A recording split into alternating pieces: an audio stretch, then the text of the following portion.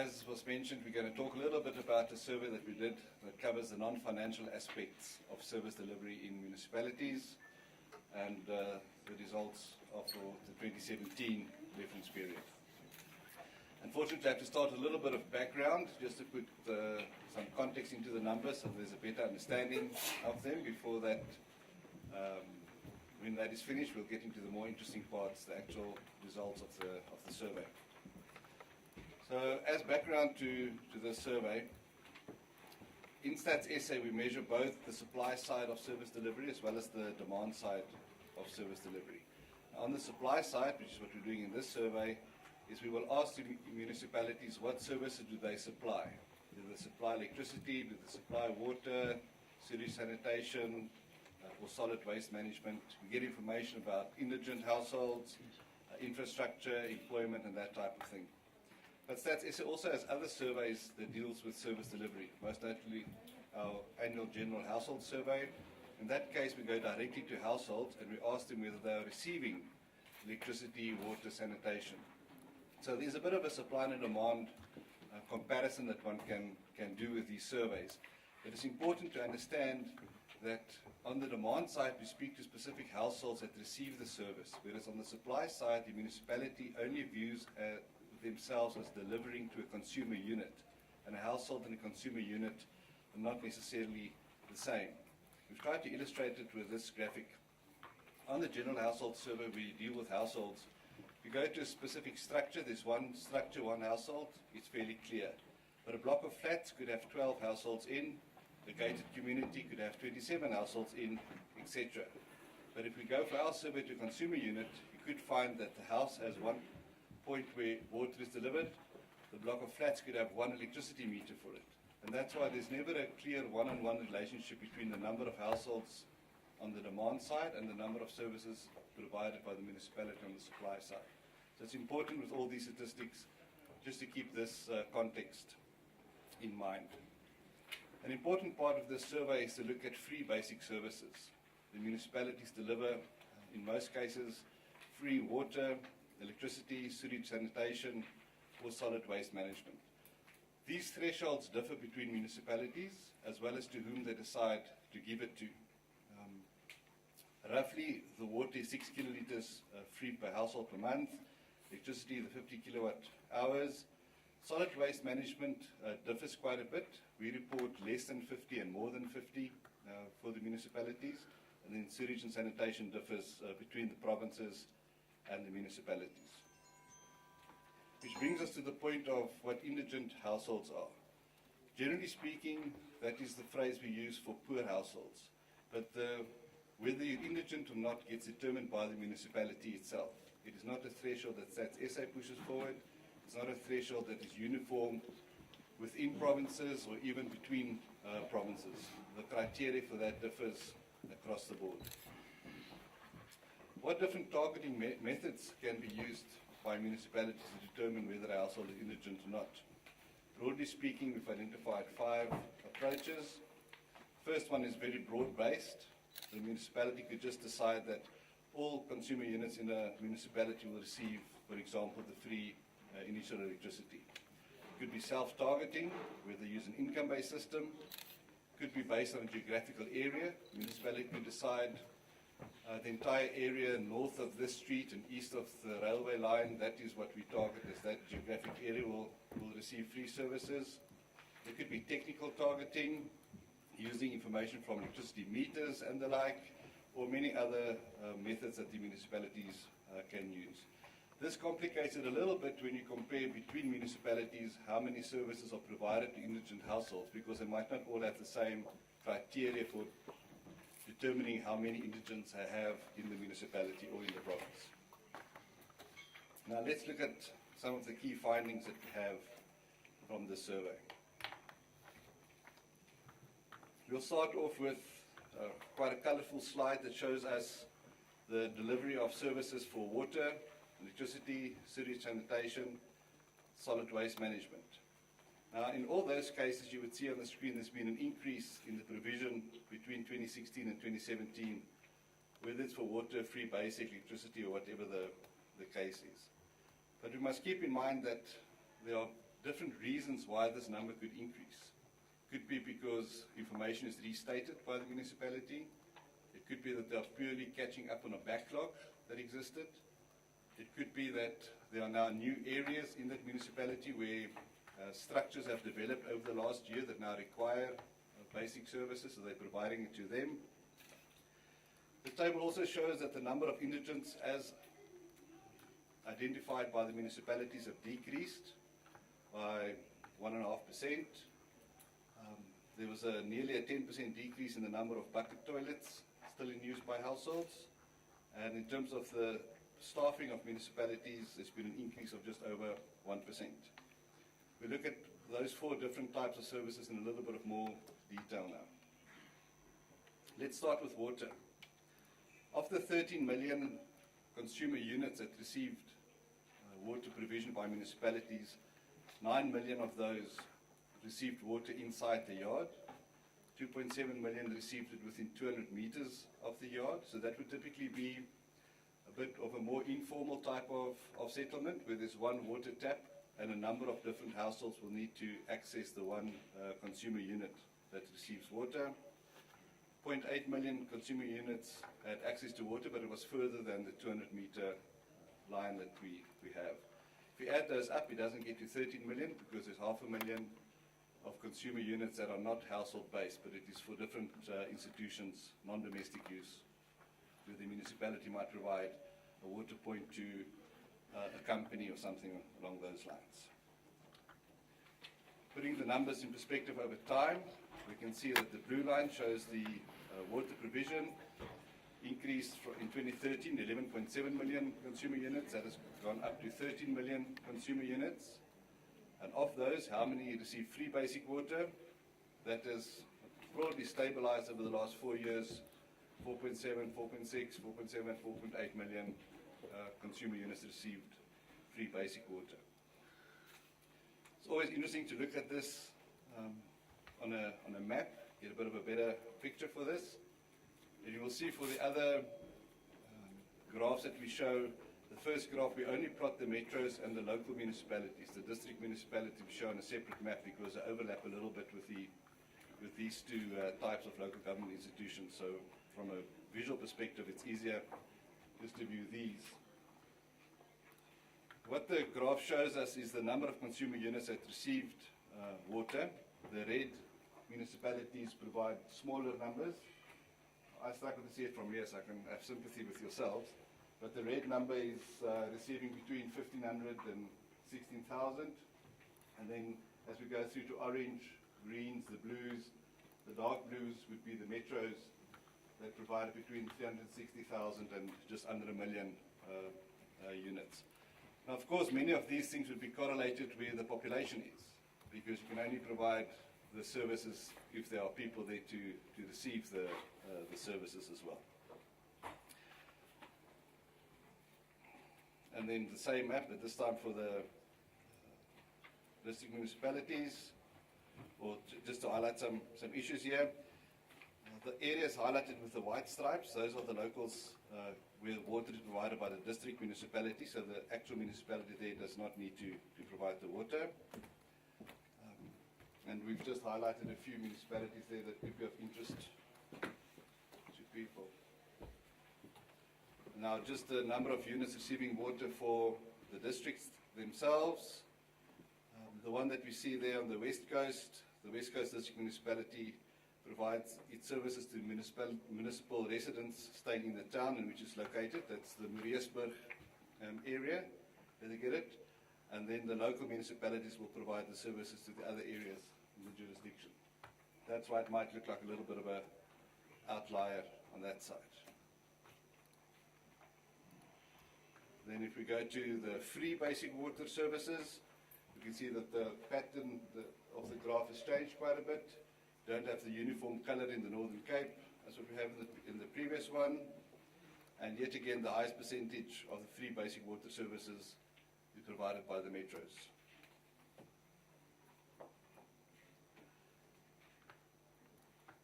Let's look at the consumer units from getting the free basic water service in the districts. Very similar graph to who receives the water, with Mariesburg, the example in the summarized there as well. And then just to highlight a few of them there, the Wimby district, 12% of the consumer units receive free basic water, Alfredton Zone 95%. So there's a big divergence between the municipalities on how many of the consumer units actually qualify for the free water between them. And then just looking at a few specifics for the metros, we highlighted 4 of the metros. As the first one, Ekurhuleni, in 2016, just under 840,000 units, moved up by 85,000 to 925. And that is mostly for water services that are now extended to residents in quite a number of new developments, Longaville, Gelukdal, Rainfield. And we will see a similar train of thought for eThekwini, City of Cape Town, City of Joburg, all related to the provision of water. And let's look a bit at electricity following the same layout. In 2017, there were 11.6 million consumer units compared to the 11.3 million that we had the year before, which is an increase of 2.1%. 2.6 million of those received free basic electricity, and 2.1 million of those 2.6 were classified as indigent households. So it's possible to get a bit of a flow of how the provision of the electricity services were provided. Over time, electricity versus the free basic electricity, we can see once again, similar to water, the electricity provision has increased, whereas the free part has remained fairly stable. And you'll recall we saw roughly the same idea with water, where the provision of the service has increased, but the free portion of it stayed fairly stable. Let's look again at the number of units receiving electricity for the metros and the locals. Again, the red is where the percentage would be, or the number of units will be smaller, and we see that the larger numbers would be in the metropolitan areas. Just out of interest, Kamiesberg, only 3,281 units, and all the way in KZN, Alfred Duma, 65,000 units. But how many of those were free? We can see that the red parts is where not a lot of free units percentage-wise were provided, and it differs again quite a lot between the different municipalities. And we've highlighted a few for people of interest. Specific reasons for the metropolitan areas. City of Cape Town, for example, last year provided 1,057,000. That got up to 1,093,000. It's an increase of 36,000. And the reasons for that was they provided additional electricity connections to many informal settlements and subsidized housing developments, Guguletu, Kailicha, Fishhoek, Elswies Rivier, etc. Closer to home, City of Tshwane, an extra 16,000 electricity connections. They provide electricity to Stinkwater, Mabopane, Eersterust, Orchard, Namapius, and the like. And let's talk a bit about what we call alternative energy sources. It's not necessarily renewable energy. We're just using the term alternative to indicate non-electricity, off-grid type of energy sources. So what was provided by municipalities to the households? In terms of solar systems, the red numbers are 2016, the blue ones are 2017. There was an extra roughly 15,000 solar home systems that were installed during the year. That would typically be a PV system that maybe feeds the solar geysers or for hot water, something like that. Liquefied petroleum gas from 55 to 104. Candles, quite a big increase from 768 to 13.5. Paraffin still dominate, very big, 58,000. Households to 86,000. So I think it's important not just to look at electricity provision. Sometimes providing electricity to consumer units has very big capital intensive implications. It's quite expensive to get electricity everywhere. So what municipalities tend to do is to find cheaper, different alternatives to provide a service to them. Not all of them would maybe be the long-term goal, but over the short term, especially in newer areas, municipalities will look at an opportunity to provide a service to the households. If we focus a bit on the sewage and sanitation, 3.8% increase, up to 11.5 million consumer units.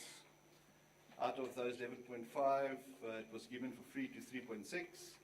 Of that, 2.2 were classified as indigent households.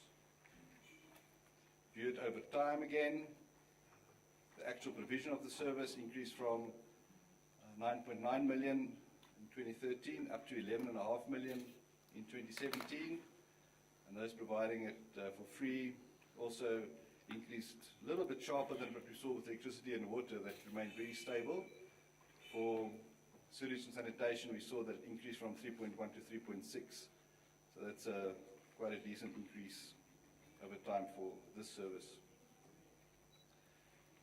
Now, the type of service, we can distinguish a couple of different categories. The biggest one is, of course, flush toilets that's connected to a sewage system.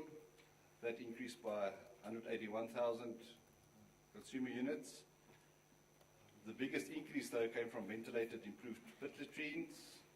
There was a decrease in the flush toilets that's connected to a septic tank, a decrease in the others, which would be chemical toilets, etc., and a decrease of just over 6,000 in the number of bucket toilets.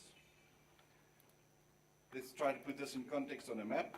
Again, this map is for the metropolitan areas and the local governments. So this map will illustrate to us the number of consumer units. The red ones are the lower numbers, and again, the blue ones in the metros would be where most of the services are provided. Highlighted two there for interest.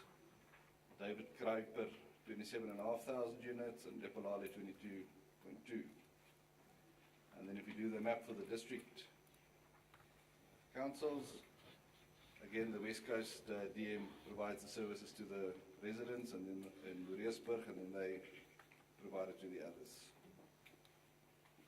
We highlighted Sekhukhune, 164,000, and Majuba, 22,000.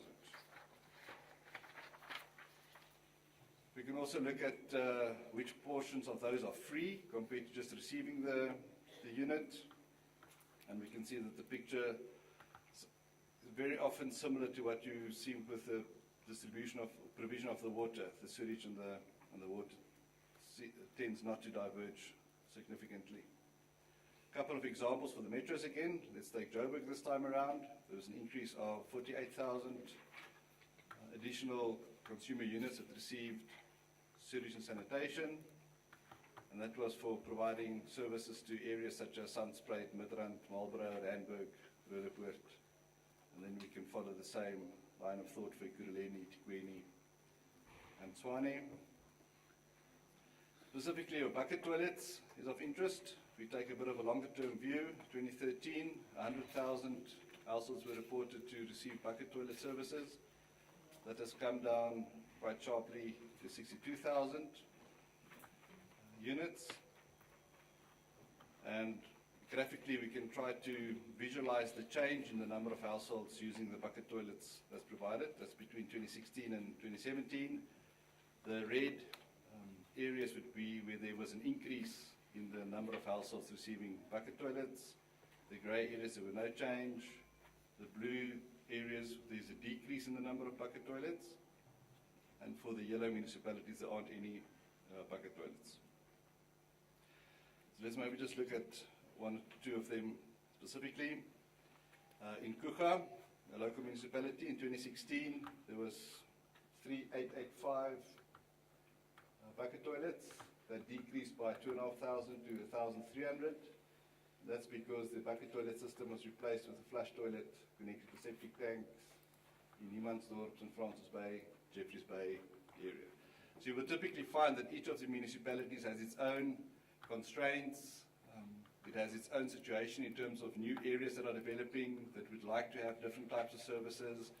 Is it easy to quickly connect the new settlements to the sort of more formalized sewage systems, or is it necessary to just, as an immediate intervention, give access to pit latrines, then later transform that?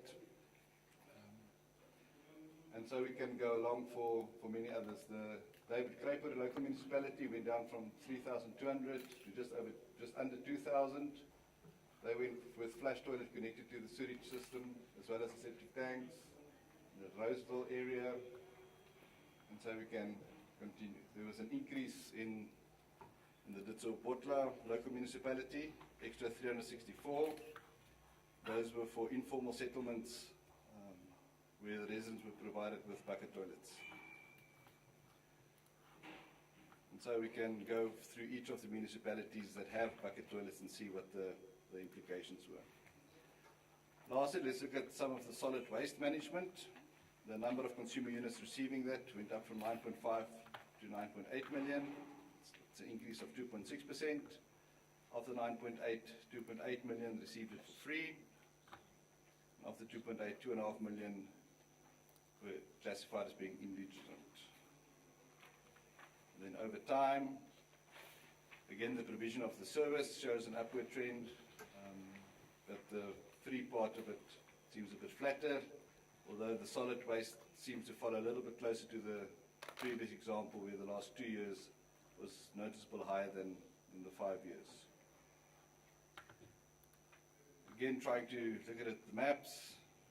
By now you know how to read them. You'll see that the darker blue colors would be for the metros, where more of the people are, more of the services are delivered there. Highlighted a few examples of the number of units that are provided. This is for everybody that gets it for free. Let's Meng 17% of the units would get it for free, Walter Sisulu 46% would get it for free. Then a few specific reasons for the metros. eThekwini maybe as an example, extra 100,000 consumer units received the service, and that is because refuse removal services was extended to 100,000 households in areas such as Cornubia, Phoenix, Inanda, and Tuzuma. Now, the indigent households normally creates quite a bit of a discussion point. We've already seen that there are different ways to decide whether somebody is seen as an indigent household or not. There's no prescribed standard that everybody follows, but we thought it would be useful to get an idea of within, if we aggregate the municipalities to the provincial level, what the actual numbers of households would be. In total for the country, just over 3.5 million, and we can see how they are distributed between the provinces. Smallest number, not surprisingly, in the Northern Cape, 68,000. Also a function of having the smallest population there. But then in terms of who receives benefits of those indigents, we can see for the 4 types of services, we just start at the top there. Western Cape classifies 349,000 households as being indigent, and they provide water to 347,000 of the 349, electricity 347. Whereas if we contrast that one row below, Eastern Cape views 728,000 households as being indigent, but the water benefit is extended to only 467 of that. Now we need to be very careful in the way we interpret this, because it should not necessarily be read as a situation where the one province manages to service all indigent households and another province only services maybe 60 or 70% of them, because it remains a function of how the number of indigent households are calculated. So because the way you calculate and count the number of households, the comparability between the provinces and between the municipalities becomes a bit more cloudy. So we thought we would at least show this, not only because of the interest in the number of households, but also to sort of highlight that one should be very careful in using the provision of the service to indigents as a performance measure for the metropolitan area, municipality, DM, whichever the case is, that we need to do. Just for the metros, a total of 1.8 million was identified, and that gives you an idea of the services that are provided compared to what the metro feels are the number of poor households that it has. Just by example, take Tshwane at the bottom this time, 474,035 indigent households, and from their records, each one of them are getting access to the free water. but not for the free electricity. Electricity is maybe about half, 285 out of the 475. But we feel this is a useful planning tool as well to have for metros, to get an idea of how do we compare with other cities or with other municipalities, but it's always important to have the context of where these numbers come from. Now, let's step away from the service delivery part and look a little bit more at some employment numbers that we've collected as part of the survey. The red numbers for 2016, blue ones for 2017. As we showed earlier, there's just over a 1% increase in the number of municipal positions, and we can see there that how they have changed. These positions include both the full-time, part-time, vacant, and the management positions. So as an example, Gauteng moved from just 92, 973 positions to 92, 124. So there was a change of 49 positions in the year in Gauteng. Some of the reasons for decreases was, for example, City of Joburg, Metro Municipality, there was a moratorium placed on filling some of the vacant positions. In Rustenburg, we saw that there was a little bit of a restructuring and some positions were phased out. And yet again, the municipalities are able to provide us with that type of rationale for why the total number of positions changed. Gender breakdown is always an interesting way to look at employment statistics. If we just count the executive mayors and the mayors and aggregate them to a province, we will see that in Limpopo, 59% of those positions are filled by females. Then it changes down to Western Cape, where it's on 27% of those positions are filled by females. Vacancies in terms of percentage for the different departments within the municipality, and then disaggregated for metro, local municipality or a district municipality. And from there we can see that most of the municipal vacancies would be in the electricity department, then roads and transport, with an average over all departments of 14.3. Metros have that average vacancy rate of 11%, locals much higher, 19%, and district 7.8. What we don't have here is what are maybe the different levels or the vocational job categories that these vacancies are. So we must also keep in mind to say, well, if 20% of electricity is vacant and only 10% of health, does that mean you're going to provide a much better health service than an electricity service because of the number of staff? This is purely just a reflection of the vacancies as it is recorded by the local government institutions. Allow me to just make a couple of concluding remarks. It's important to remember this is supply side information. The municipality thinks these are the consumer units that it is engaging for those 4 types of services. In general, if we compare it to 2016, more consumer units received the services and fewer households are classified as indigent. And the bucket toilets decreased from just over 68,000 to just over 62,000. This survey is also based on the 257 municipalities. You'll remember towards the end of last year there was a bit of a demarcation, boundary changes in municipalities. And then, as we have it for these 257 municipalities, you could just request my colleagues and we can give you the specifics for the municipalities that you're interested in if you want to unpack them a little bit better. Many times the value of the data is hidden in the unit records rather than the aggregated way that we group it together for a presentation of this site. Thank you very much.